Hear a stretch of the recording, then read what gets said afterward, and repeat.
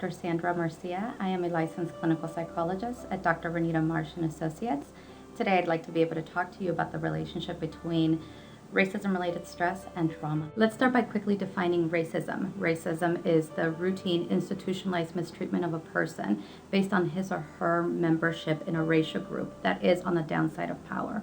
Examples of racism are being followed in a store, racial profiling by law enforcement, Confederate monuments, and microaggressions. What are microaggressions? Microaggressions are these subtle yet pervasive acts of racism. These events may happen frequently, making it difficult to mentally manage the sheer volume of racial stressors that are coming your way.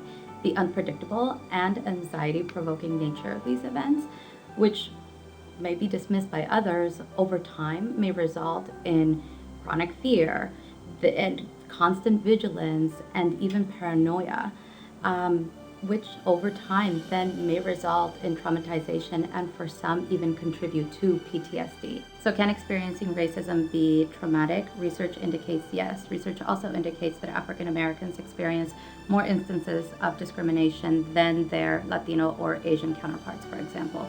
The research also indicates that Latinos who experience racism were significantly more likely to experience symptoms of a mood disorder such as depression, whereas African Americans who experience racism were more likely to experience symptoms of PTSD.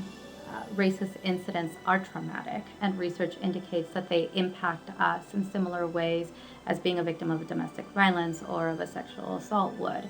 When there is any previous exposure to a traumatic stress, there is an association with greater risk of PTSD. Multiple previous events had a stronger effect than a single event, and this is referred to as cumulative trauma. Trauma can be inherited. It can be passed down generations a couple ways. We have the social transmission, the biological inheritance. In the biological inheritance, Dr. Joy DeGruy talks about the ways in which for African Americans, genetically, the trauma has been transmitted, and she refers to this as post-traumatic slave syndrome. For African Americans, the cultural trauma lies in the kidnapping from Africa, the slavery, the socially sanctioned brutality against the African American community. We have the Jim Crow, we have segregation, marginalization, and discrimination, past and present. If you are somebody who's experienced racism, oppression, and would like to be able to begin to heal from these traumatic experiences, please contact us at Dr. Renita Marsh and Associates.